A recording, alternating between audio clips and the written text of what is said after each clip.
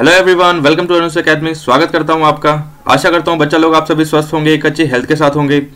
दोस्तों, जैसा हमने आपको बताया था कि we have started a crash course series जिसमें हम क्लास 10th के बोर्ड एग्जाम्स को फोकस्ड होकर के थ्योरेटिकल पोर्शन और साथ साथ में एमसीक्यूज और लेटेस्ट पैटर्न के अनुसार जो भी आपके क्वेश्चंस आने वाले हैं आपके अपकमिंग बोर्ड एग्जामिनेशन में उसकी प्रॉपर तैयारी यहाँ पर कर रहे हैं।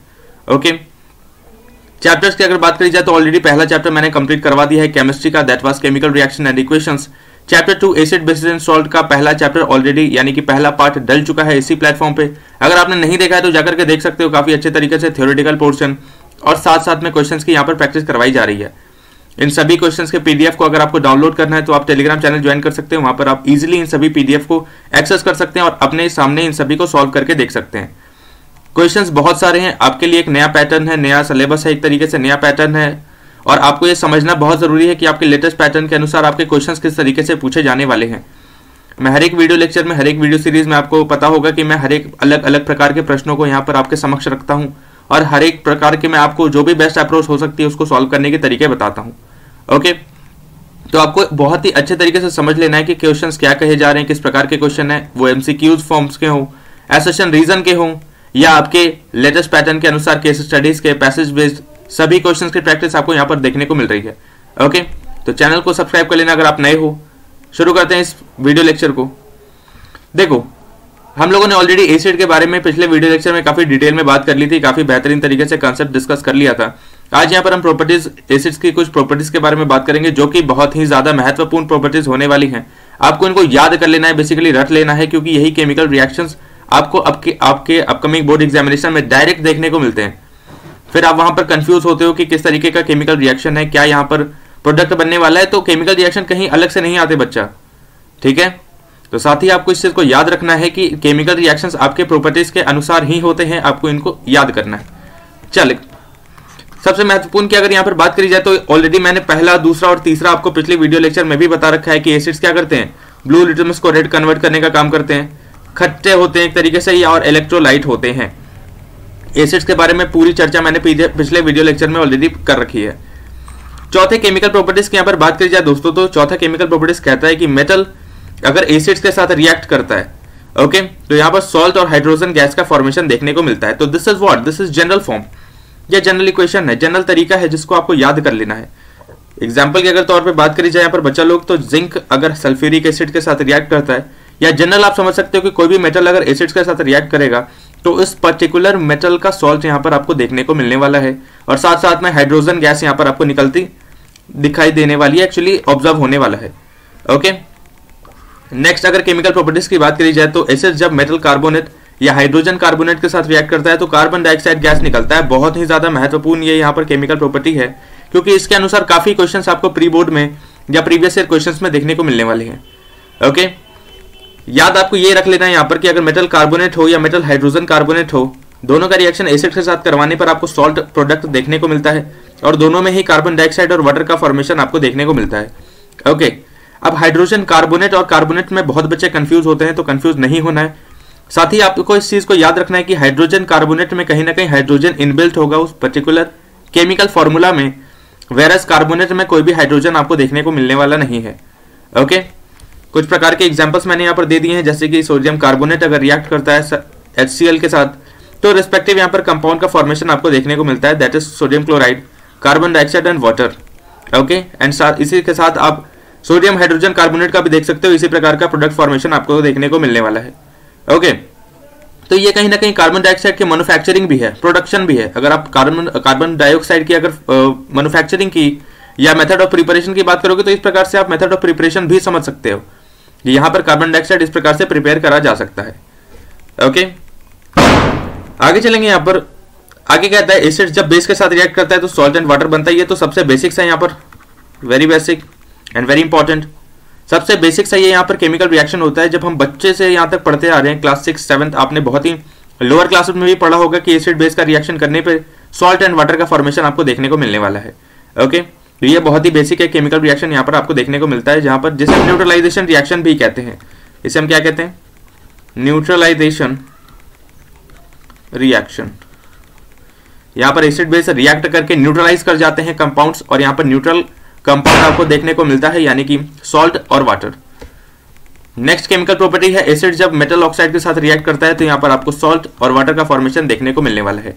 तो ये कुछ पर्सपेक्टिव यहाँ पर काफी बेहतरीन प्रॉपर्टीज हैं जिनको आपको याद कर लेना है। बेसिकली एसिड्स के कोरोसिव नेचर होते हैं, तो ये तो सबसे इंपॉर्टेंट और सबसे बेसिक कैरेक्टरिस्टिक्स हो जाएगी, प्रॉपर्टीज हो जाएगी कि एसिड्स क्या होते हैं, कोरोसिव नेचर के होते हैं, यानी जलाने वाले, स्किन्स को जला देते हैं, कोई भी क्लॉथ्स को, ऑब्जेक्ट्स को कहीं ना कहीं नुकसान पहुंचाने का काम करते हैं, उसके अपर लेयर को जलाने का काम ये कर देते हैं। ओके, इन सभी प्रॉपर्टीज को आपको याद कर लेना है बच्चा, साथ ही एक बार आपको देख जरूर लेना है। आगे बात करेंगे यहाँ पर बेसिस के बारे में। जैसे पिछले हम लोगों ने एसिड्स के कंप्लीट डिस्कशन कर लिया था, आज बेसिस के बारे में हम लोग बात कर रहे होंगे, चर्चा कर रहे होंगे। बेसिस क्या होते हैं? सबसे पहले तो bases are those chemical substances which are bitter in taste, soapy in touch, यानी बिटर। एसिड्स की अगर बात करी जाए तो वो क्या थे? सॉर थे। वेरएज अगर यहाँ पर बात करी जाए बेसिस की, तो बेसिस क्या होते हैं? बिटर होते हैं, यानी कि तीखे होते हैं। सोपी यानी कि एक तरीके से आपको चिपचिपा, जब आप अपने साबुन अपने हाथों में लगाते हैं गीले पानी के साथ तो आपको चिपचिपा महसूस होता है, ऑब्जर्व होता है, उसी प्रकार का टच आपको बेसिस के साथ भी देखने को मिलता है। नेक्स्ट प्रॉपर्टीज की अगर बात करी जाए या कैरेक्टरिस्टिक्स की बात करी जाए तो ये रेड लिटमस को ब्लू में कन्वर्ट करने का काम करते हैं। तो ये बहुत ही शुरुआत में मैंने आपको बता दिया था कि एसिड बेसिस के बीच में ये क्या होते हैं? मूल डिफरेंसेस होते हैं। ओके, टाइप्स की अगर बात करी जाए बच्चा लोग तो दो प्रकार के एसिड्स आपको देखने को मिलते हैं, that is strong bases, sorry दो प्रकार के बेसिस आपको देखने को मिलते हैं, यानी कि strong bases and weak basis.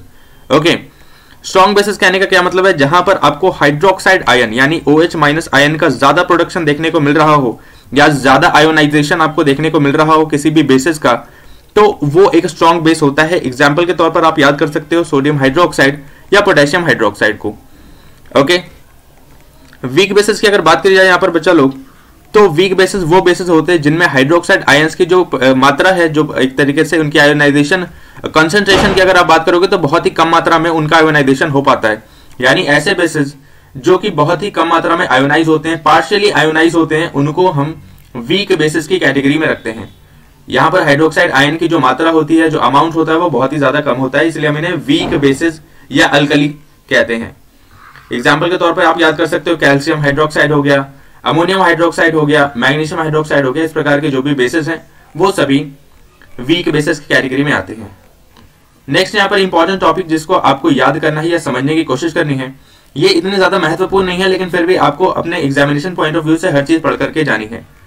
Next जो कॉन्सेप्ट मैं आपको बताने वाला हूं वो कॉन्सेप्ट है अल्कलीज के बारे में। Alkalis, most of the basis do not dissolve in water, ये सबसे इंपॉर्टेंट चीज है जो कि आपको याद रखना है। बहुत बारी एक्चुअली एमसीक्यूज के फॉर्म में या ट्रू फॉल्स के फॉर्म में आपसे क्वेश्चन पूछे जाते हैं कि क्या बेसिस पानी में घुलनशील है या डिसॉल्व करते हैं। तो आपको इस चीज को याद रखना है कि ज्यादातर जो बेसिस हैं वो पानी में घुलनशील बिल्कुल भी नहीं होते, लेकिन कुछ बेसिस ऐसे हैं जो कि पानी में घुलनशील होते हैं, घुलते हैं, डिसॉल्व होते हैं और उनके बाद एक तरीके का केमिकल रिएक्शन आपको वहां पर देखने को मिलता है, जिन्हें हम क्या कहते हैं? जिन्हें हम अल्कलीज कहते हैं। तो अल्कलीज का सीधा सा जो एक डेफिनेशन हो गया वो क्या हो गया कि वो बेसिस जो कि पानी में डिसॉल्व हो रहे हैं एक केमिकल किसी भी प्रकार के केमिकल रिएक्शन के बिना, यानी without any chemical reaction, okay, उन्हें हम अल्कलीज कहते हैं। ओके, जिनमें अगर एग्जांपल के तौर पे बात करी जाए तो sodium hydroxide, potassium hydroxide, calcium hydroxide और अमोनियम हाइड्रोक्साइड, इस प्रकार के चार यहाँ पर आपको बेसिस देखने को मिलते हैं जो कि अल्कलीज है।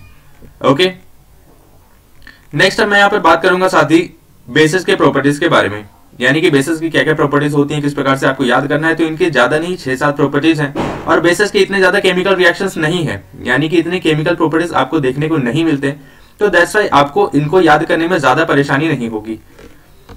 सबसे पहले बात करेंगे बिटर इन टेस्ट, यानी कि बहुत ही तीखा एक तरीके का टेस्ट होता है। सोपी इन टच, चिपचिपा काइंड ऑफ आपको टच करने में चिपचिपा आपको महसूस होता है। रेड लिटमस को ब्लू कन्वर्ट करते हैं, यानी कि ये 3 ऐसे कैरेक्टरिस्टिक्स हैं जो कि आपको मैंने डेफिनेशन में भी बता रखे हैं, आपको याद हो चुके होंगे।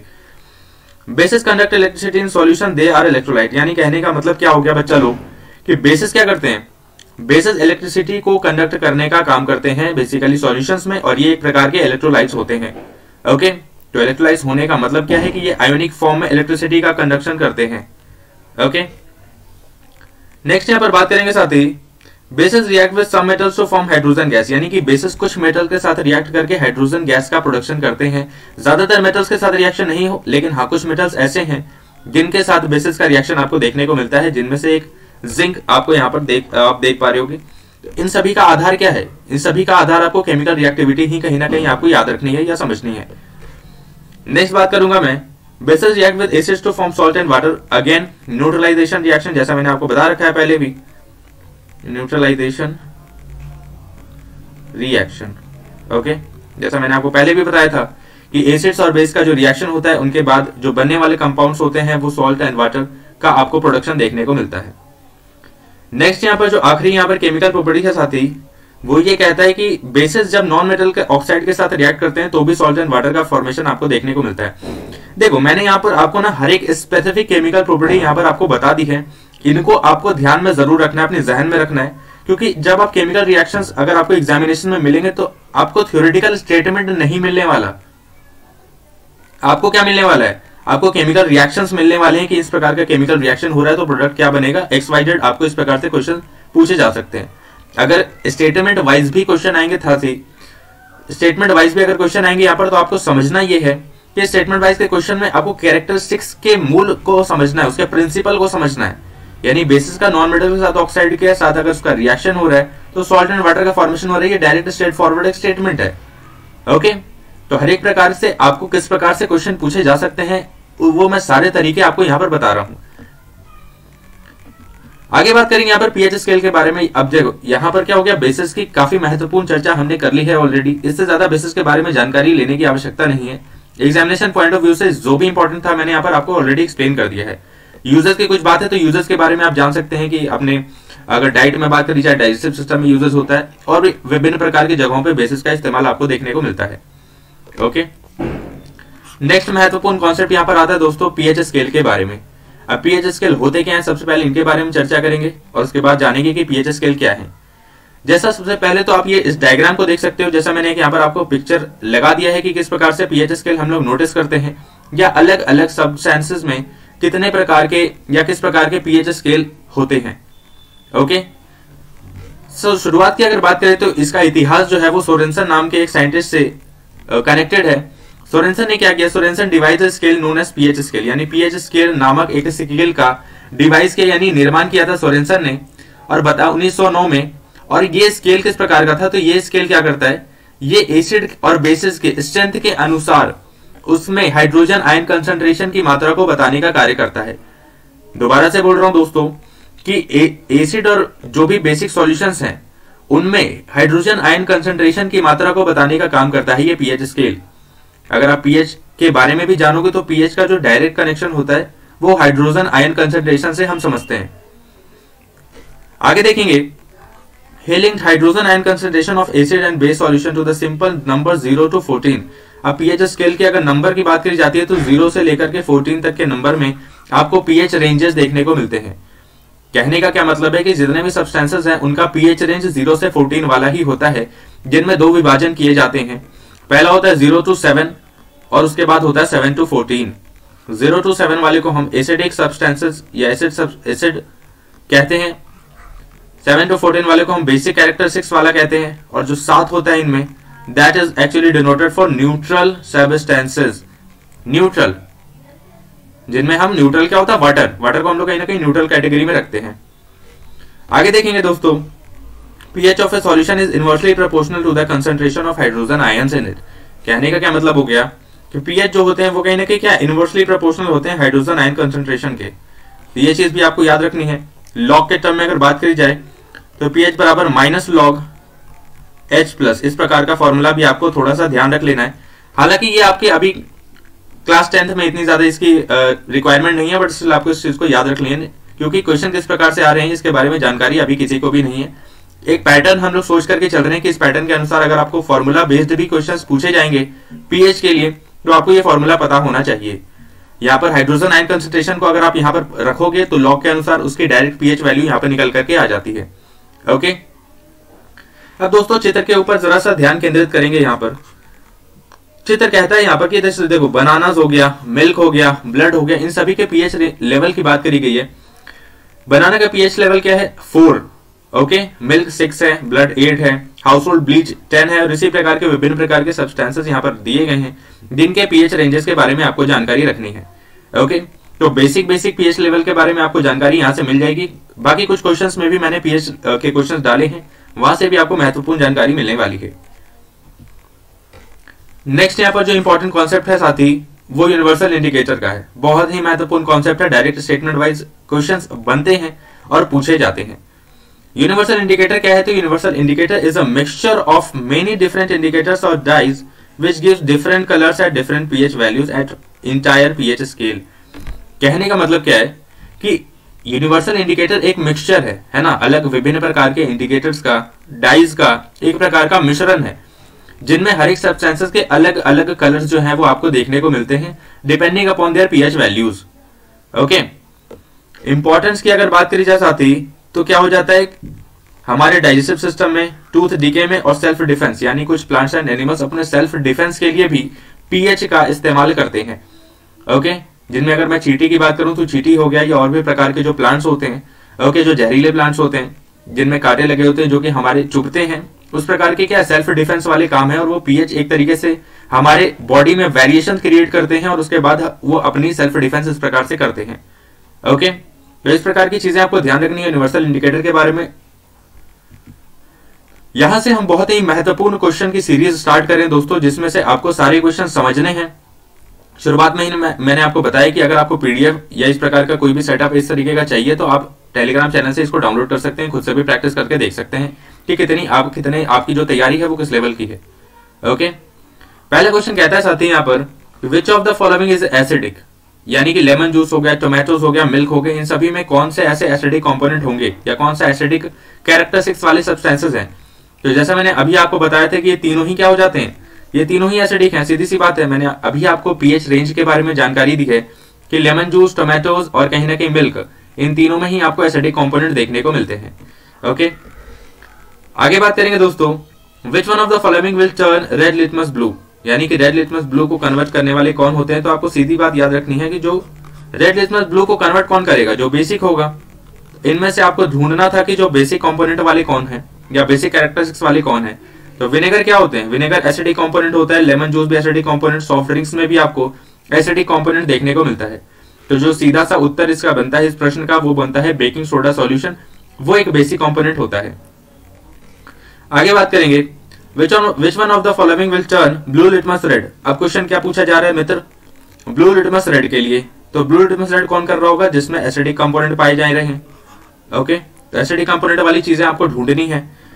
विनेगर हो गया, लाइम वाटर हो गया, बेकिंग सोडा हो गया और वॉशिंग सोडा सॉल्यूशन हो गया। तो जो सही उत्तर हो जाएगा वो हो जाएगा अपना विनेगर का, क्योंकि विनेगर क्या करता है, उसकी एसिडिक स्ट्रेंथ काफी बेहतर है और वो कहीं ना कहीं ब्लू लिटमस को रेड कन्वर्ट करने में सक्षम है। आगे बात करेंगे, मिथाइल ऑरेंज इज। अब मिथाइल ऑरेंज क्या है, शुरुआत की ही क्लास में मैंने आपको बताया था जैसे पिछले पार्ट में कि मिथाइल ऑरेंज क्या होते हैं, पिंक होते हैं एसिडिक मीडियम में और येलो होते हैं बेसिक मीडियम में। ये बहुत ही महत्वपूर्ण, मैंने पिछली ही क्लास में इसकी चर्चा करी है, पिछली ही क्लास में। आप वो वीडियो लेक्चर भी जाकर के देख सकते हो, डिस्क्रिप्शन में लिंक मिल जाएगा। बाकी चैनल को सब्सक्राइब कर लेना। आगे भी फिजिक्स, बायो और मैथ्स की भी क्रैश कोर्सेज इसी आपको प्लेटफॉर्म पे देखने को मिल रहे हैं। जाकर के देखो, पढ़ाई लो, अपना जितना बेनिफिट उठा सकते हो उठा लो, क्योंकि आपके लिए बोर्ड एग्जामिनेशन बहुत ही महत्वपूर्ण होते हैं। देखो यार, सीधी सी बात है कि अगर आगे कहीं भी आपको जो भी कोर्स अडॉप्ट करना है, तो कहीं ना कहीं ट्रेंड ये है कि अगर आपके बेहतरीन मार्क्स 10th में या 12th में नहीं होते हैं तो एक प्रकार की थोड़ी सी संशय हो जाती है, थोड़ी सी चिंताजनक बात हो जाती है। क्योंकि अगर आप कहीं ना कहीं आगे जाओगे तो बेहतर कॉलेज की आपको तलाश होगी, और ये सभी चीजें आपको यही बेसिक जो सीढ़ियां होती है कि क्लास 10th हो गया, 12th हो गया, इनमें आपने अगर अच्छा परफॉर्म कर रखा है तो आपको काफी हेल्प मिलेगी अपने आगे की कैरियर में आगे बढ़ने के लिए। ओके, अलग अलग लोगों के अलग अलग इच्छाएं होती हैं। आईआईटीज में कोई जाना चाहते हैं, कोई नीट क्लियर करना चाहता है, किसी को डॉक्टर बनना है, यूपीएससी क्रैक करना है। इन सभी के लिए आपको कहीं ना कहीं 10th और 12th में अच्छा परफॉर्म करने की बहुत ही ज्यादा आवश्यकता है। ओके, मैं अपनी बात करूं तो मेरे स्वयं अगर मैं बात करूं तो मैंने खुद 10 से जीपीए स्कोर कर रखा है अपने 10th में, और साथ साथ में अपने 12th में ही मैंने 95% के जो परसेंटेज होते हैं ओवरऑल वो स्कोर कर रखा है। ग्रेजुएशन भी मैंने दिल्ली विश्वविद्यालय के बहुत ही एक प्रतिष्ठित कॉलेज से कर रखी है, केमिस्ट्री ऑनर्स में ही। तो आपको ये समझने की जरूरत है कि ये जो मार्क्स हैं ये बहुत ही ज्यादा महत्वपूर्ण है। अभी आपको इस बात की हो सकता है इतनी ज्यादा परवाह ना हो, बट आगे चल करके ये मार्क्स बहुत ही मैटर करने वाले हैं। चलेंगे आगे। नेक्स्ट क्वेश्चन कहता है लाइम वाटर इज। अब देखो, लाइम वाटर का डायरेक्ट आपको जो फॉर्मूला है वो आपको बताना है कि तो सीधी की सीधी बात जो हो जाती है कि लाइम वाटर क्या होता है, कैल्शियम हाइड्रोक्साइड जो होता है उसको हम लाइम वाटर कहते हैं। डायरेक्ट इसका एक नेचुरल यहाँ पर केमिकल फॉर्मूला है। Nature of calcium phosphate is present in tooth enamel is, अब देखो कैल्शियम फॉस्फेट होता क्या है। कैल्शियम फॉस्फेट जो होता है वही आपको यहाँ पर बताना है कि टूथ इनेमल में प्रेजेंट होता है। ये एक बेसिक नेचर का होता है। क्या होता है ये? बेसिक नेचर का होता है। आपको याद भी होगा, ये आपको एक तरीके से ये जानकारी भी दी जाती है कि जो भी टूथपेस्ट में हल्का नमक हो या थोड़े बेसिक कैरेक्टरिस्टिक्स वाले होते हैं वो कहीं ना कहीं काफी अच्छे होते हैं हमारे दांतों के लिए, सो दैट हमारे दांतों में कहीं भी कीड़े या इस प्रकार के दूसरे डिके नहीं होते। तो आपको एक अच्छा टूथपेस्ट अपने लिए टूथपेस्ट जरूर अडॉप्ट करना चाहिए, लेना चाहिए, सो दैट आपके मुंह जो आपका माउथ जो हो, टीथ है आपका, वो प्रॉपर तरीके से सही रहे। नेक्स्ट जो प्रश्न है यहाँ पर साथी, वो कहता है which of the following salts has no water of crystallization. आपको बस सीधी सी बात इसमें यह बता देनी है कि किसमें वाटर ऑफ क्रिस्टलाइजेशन देखने को नहीं मिलता। वाटर ऑफ क्रिस्टलाइजेशन के बारे में मैं आगे भी चर्चा करने वाला हूं। एज ऑफ नाउ आप डायरेक्ट जान सकते हो कि बेकिंग सोडा में आपको वाटर ऑफ क्रिस्टलाइजेशन देखने को नहीं मिलता, सीधी सी बात है। वॉशिंग सोडा में आपको वाटर ऑफ क्रिस्टलाइजेशन देखने को मिलता है, ब्लू विट्रोल में भी, जिप्सम में भी, लेकिन बेकिंग सोडा में आपको जो वाटर ऑफ क्रिस्टलाइजेशन है वो देखने को नहीं मिलता। ओके, आगे बात करेंगे। अगला प्रश्न कहता है the function of quicklime in soda lime mixture is to. देखो अब फंक्शंस की बात करी जा रही है, यानी कि क्विक लाइम का सोडा लाइम मिक्सचर में क्या फंक्शन होता है। ऑप्शंस है आपके absorb moisture present in soda lime, increase the efficiency of soda lime, increase the pH of soda lime, take part in reaction with NaOH। तो जैसा मैंने आपको बताया था कि इसका क्या होता है, एब्जॉर्ब करना, है ना। इसको मॉइस्चर को एब्जॉर्ब करने के लिए भी इस प्रकार के जो रिएक्शंस हैं, इस प्रकार के जो कंपोनेंट्स हैं, उनका इस्तेमाल किया जाता है। ओके, आगे बात करेंगे दोस्तों। जैसा मैंने आपको बताया था कि इस प्रकार के क्वेश्चन भी आपके एग्जामिनेशन में बहुत ज्यादा महत्वपूर्ण तरीके से पूछे जा सकते हैं। वेरी वेरी इंपॉर्टेंट, आप इसको समझ लो। ठीक, इस प्रकार से आप इनको याद कर सकते हो। यह तरीका क्या है मैंने आपको ऑलरेडी बता रखा है। प्रश्न ये है the pH of A solution of HCl is 4, this shows that the molarity of the solution is. अब देखो मोलैरिटी के बारे में हो सकता हो जानकारी आपको ना हो, तो मैं इसका डायरेक्ट आपको बता देता हूं कि जो 4m यानी कि 4 मोलर ये सॉल्यूशन होता है, वही आपका डायरेक्ट मोलैरिटी बन जाती है। यानी पीएच से कहीं ना कहीं आप मोलैरिटी को डायरेक्ट एक तरीके से रिलेट कर सकते हैं। ओके,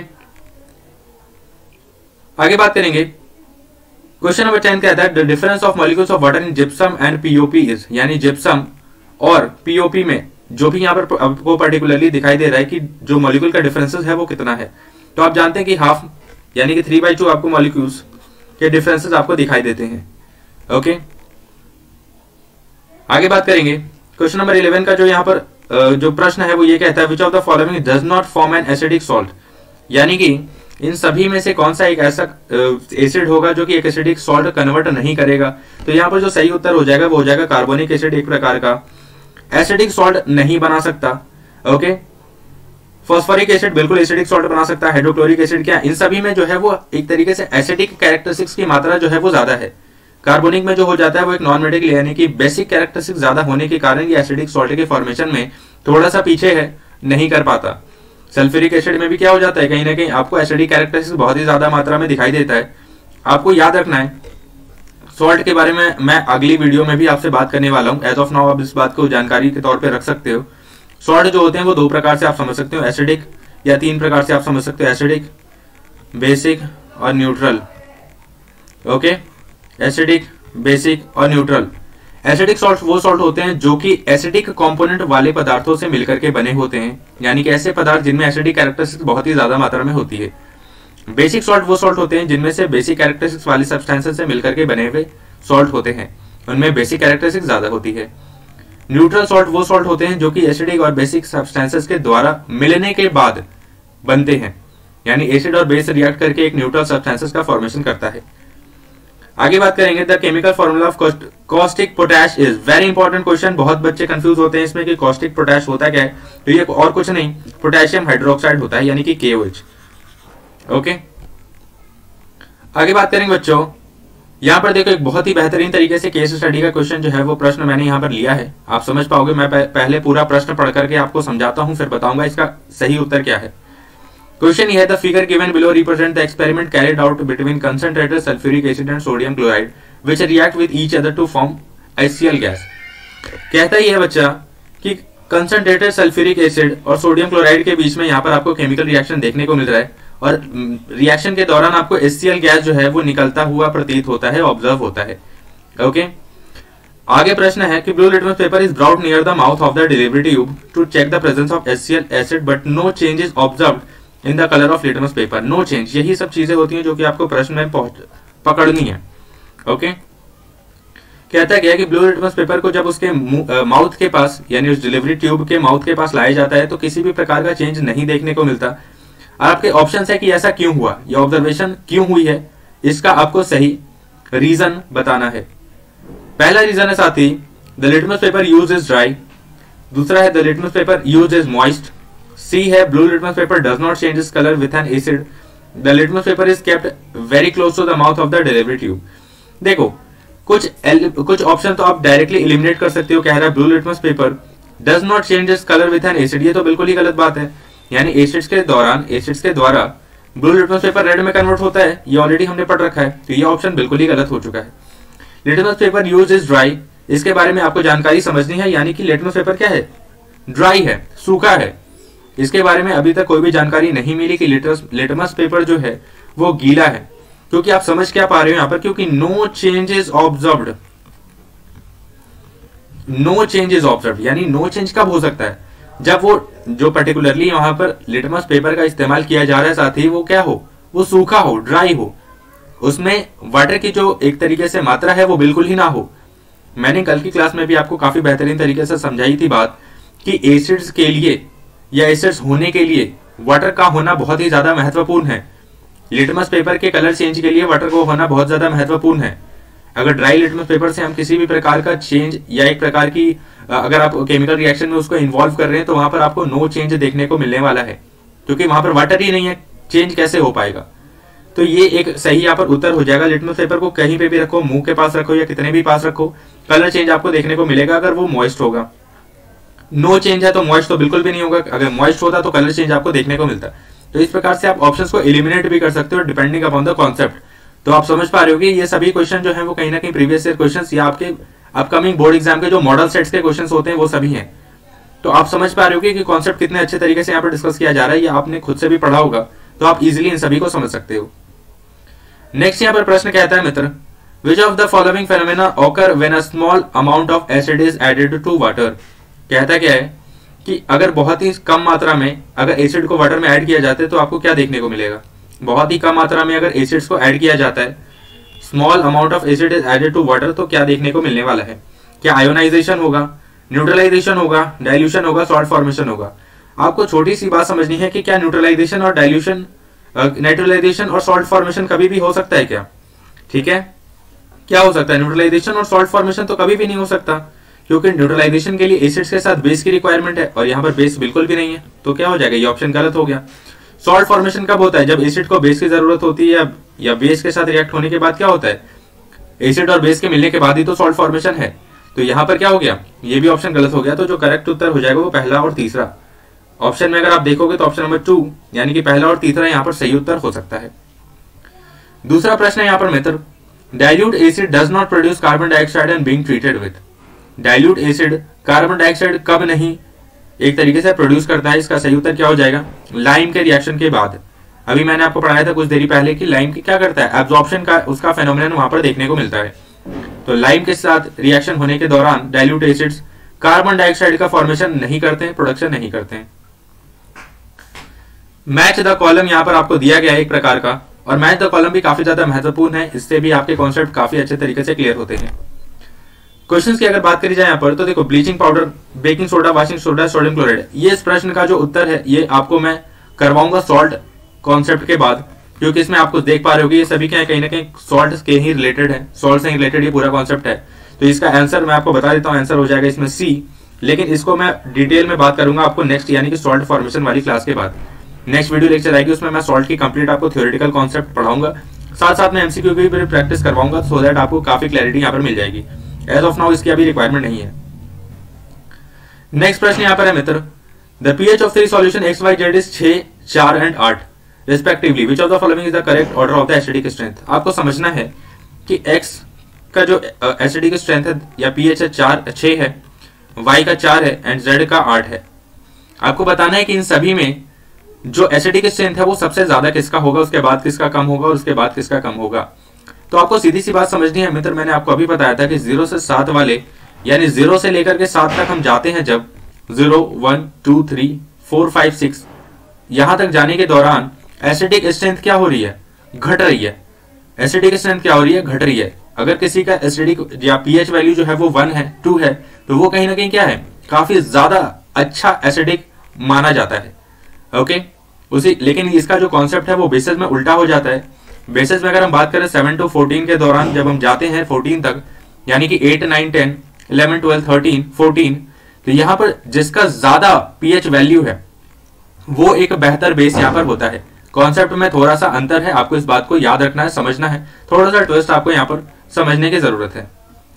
करेक्ट ऑर्डर की बात करी जाए तो यहां पर क्या हो जाएगा? ऑब्वियसली बात है, यहां पर जो 4 है वो ज्यादा अच्छा एसिडिक स्ट्रेंथ वाला होगा, देन x होगा और उसके बाद z होगा, यानी y x z यहां पर जो करेक्ट उत्तर होने वाला है, सही उत्तर क्या हो जाएगा? y x z, जैसा मैंने आपको बताया था, 4 उसके बाद 6 उसके बाद 8, यानी कि y उसके बाद x यानी कि उसके बाद z। इस प्रकार से हम इसको अरेंज कर सकते हैं।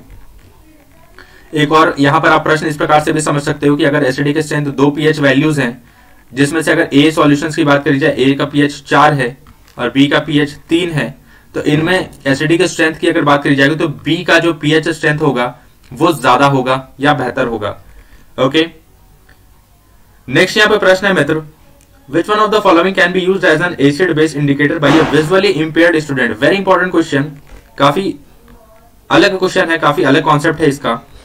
कहता है ये कि एसिड बेस इंडिकेटर के लिए अगर आप किसी प्रकार का टेस्ट कर रहे हो तो एक इम्पेयर्ड स्टूडेंट, यानी कि एक प्रकार से जो ब्लाइंड स्टूडेंट्स होते हैं, इम्पेयर्ड स्टूडेंट्स होते हैं, उनको भी एसिड बेस इंडिकेटर में प्रॉपर तरीके से ऑब्जर्वेशन वाली चीजें मिल जाए, तो हम कौन सा एसिड बेस इंडिकेटर यहाँ पर यूज करेंगे? तो आप समझ पा रहे हो कि लिटमस को तो हम बिल्कुल यूज नहीं कर सकते, क्योंकि वो क्या है, वो प्रॉपर तरीके से एक्यूरेटली ऑब्जर्व नहीं कर पाएंगे कि किस प्रकार का कलर चेंज देखने को मिल रहा है, क्योंकि दे आर विजुअली इंपेयर्ड, है ना। विजुअली इंपेयर्ड कहने का क्या मतलब होता है कि उनके जो देखने की क्षमता है वो सही नहीं है। टर्मरिक की भी अगर बात की जाए तो टर्मरिक में भी आपको कलर चेंज देखने को मिलता है, पेट्रोनिया लीव्स में भी वो प्रॉपर तरीके से रिजल्ट नहीं समझ पाएंगे, देख पाएंगे। यहाँ पर जो करेक्ट आंसर हो जाएगा that will be vanilla essence, यानी वैनिला एसेंस हमने कब पढ़ा था? ऑल्फैक्टरी इंडिकेटर्स में पढ़ा था।